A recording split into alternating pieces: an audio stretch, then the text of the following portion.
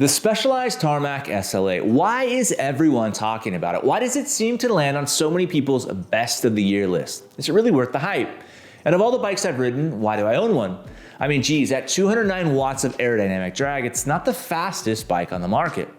Let's dive in and break down what makes it special and why it's my go-to race bike despite my initial skepticism. Welcome to part one of a three-part series discussing the three bikes that I own, not ones that I test, what I think makes them great, and why I've chosen them over others on the market. And let's start with the beginning of the SL8's public life with those, of course, unflattering photos leaked on the internet and the outrage that followed.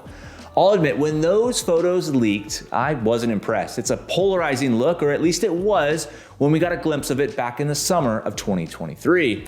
I think the look of this frame grows on you over time, so much so that you forget about the original controversy. It doesn't cross your mind until you see it parked right next to an SL7. The SL8 has a more aggressive looking, pointed, and dare I say, bloated looking head tube that tapers into a sleek fork, and the entire front end kind of gets complemented by these Roval Rapide bars. What do you think of the SL8's look? Let me know in the comments below. Do you love it or do you hate it? Some have described the SL8 as an SL7 on a diet. The top and down tubes are thinner and more rounded. The top tube has more of a slope than the SL7. The seat stays, while also dropped, are less aggressive and have more of an SL6 look. Generally speaking, the SL8's aesthetics are clearly rooted in traditional geometry, with a few tweaks for weight savings and, of course, aerodynamics. Speaking of aerodynamics, I think that's a selling point of a bike like this. It's aerodynamic enough without falling into the superbike category. Although internally routed cables in a one-piece bar and stem definitely move it close to that territory. While it's hard for us normal folks to measure the exact aerodynamics of the SL8, Tour Magazine says it has a drag of 209 watts. To put that into perspective, according to Tour Magazine, the Canyon Aero Road comes in at 208 watts, the Giant Propel at 207 watts, and the Cervelo S5 at 205 watts. But I don't think aerodynamics tell the whole story. See, the beauty of the Tarmac SL8 is that while it may be a nearly indistinguishable 4 watts slower than the Cervelo S5, the frame is also incredibly light at a mere 685 grams in the S-Works version. That's 115 grams lighter than the equivalent outgoing SL7. 115 grams might not sound like a lot, but that's a 15% weight reduction while increasing aerodynamics. It's not an easy task. But weight doesn't tell the whole story either. It's also really comfortable. The ethos is often brought into conversation when talking about the SL8. And if there's ethos DNA here, it's in the weight and comfort.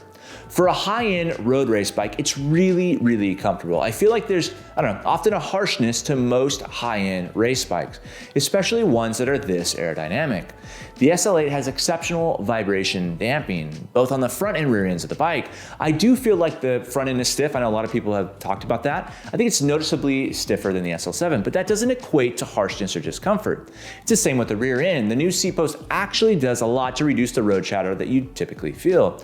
Now, tubeless tires, of course, play a role here. I've ridden 28s, 30s, and 32s, all of which were exceptionally comfortable. The longest ride I've done on the SL8 has been 201 miles over 10 hours or so, and I felt fine afterwards. Of course, a proper bike fit plays a primary role in comfort over long distances, but never once did I attribute additional soreness to the bike itself. So if it's aerodynamic, it's light, and it's comfortable, the compromise must be in handling, right? The thing is, it's not. See, it handles as well, if not better than the best bikes that I've ridden. I believe there's some subjectivity and preference to bike handling, but the SL8 performs exactly how I want it to every single time. Hop out of the saddle for a climb or a county line sprint and the power transfer is instantaneous. There's zero hesitation, zero loss of power through the frame. It just responds to every single input. We talked about the stiffness of the front end. You can lean over pretty far to the front end and you never get that sense that it's going to give. Not even just a little bit. There's literally no flex, unlike some other bikes that I've ridden. And the same goes for the rear end. It's stiff, responsive, and never lags behind the rest of the bike. Whether it's accelerating from a stoplight or descending a mountain, descend at 55 miles an hour, the SL8's handling is, in my opinion, 5 stars. And let's be real, handling is probably the most important part of any bike. Yes, we can all deal with a little bit of extra weight. We can deal with a little bit of a penalty in aerodynamics and even compromise sometimes on comfort. But handling? No way. At least not in my book. There's nothing worse than the unpredictability of a poor handling bike. It destroys the experience and, quite frankly, it can get really dangerous. We put a lot of trust and faith in these bikes to get us home safely. The SL8's handling, it feels like you're on rails going around corners. It kind of gives you that locked in feeling. It's a feeling that I love, and I have yet to ride another bike that feels this good. Part of the reason that it feels so good is that it's curated with just the right components. I didn't go with one of those off-the-shelf packages, instead opting to transfer all of my parts over from my Tarmac SL7. I like to do this because it isolates my thoughts to just one of the components, or in this case, the frame. Speaking of not going with the off-the-shelf option, today's video sponsors Hola Adios Creative. They're your digital creative agency in a box, helping you build that personal brand, coaching, or e-commerce website. Hola Adios is the company you call when you've tried to do it on your own and it's just not working out. Maybe you've tried through Squarespace or Shopify and it's just become a headache more than anything else. Let them figure it out for you. Their rates are incredibly reasonable and they're super easy to work with. I'll link their info down below. Tell them I sent you for 25% off your first project. So if I built the SL8 from the existing SL7 components way back in 2023, what does it look like now in 2025? It's a size 56 frame in the Project Black color with full SRAM red with 4835 chainrings, 170mm cranks, and a 1036 cassette. It has a Roval Rapide bar stem combo in 400mm by 120mm. It's got the out front mount, usually with a Wahoo Element Roam attached to it. It has a ceramic speed bottom bracket and the ceramic speed OSPW RS. The wheels are NV45s with ceramic speed bearings and 32mm Continental Grand Prix 5000 STR tires. Although I'll probably swap those soon. The front tire has a plug in it. It's been there for like 200 miles. I'll probably go back to 30mm tires. I think that's the sweet spot for this bike. 32s are nice, but they're just a hair too big. What's your ideal tire size for a race bike like this? Drop me a comment and let me know below. And look, even with the 32mm tires, I struggle to find a flaw with this bike. Yes, you can have faster, lighter, more refined handling, but the SL8 is kind of the whole package, and that's what makes it so special. It's an incredibly high level of all-around performance with the least amount of compromises. And I'm not alone in that sentiment. A quick Google search will show articles from some of the big outlets and some of the best journalists out there giving this bike really incredible praise. Yes, you get the honorary dentist title when you purchase one of these, but look, who cares?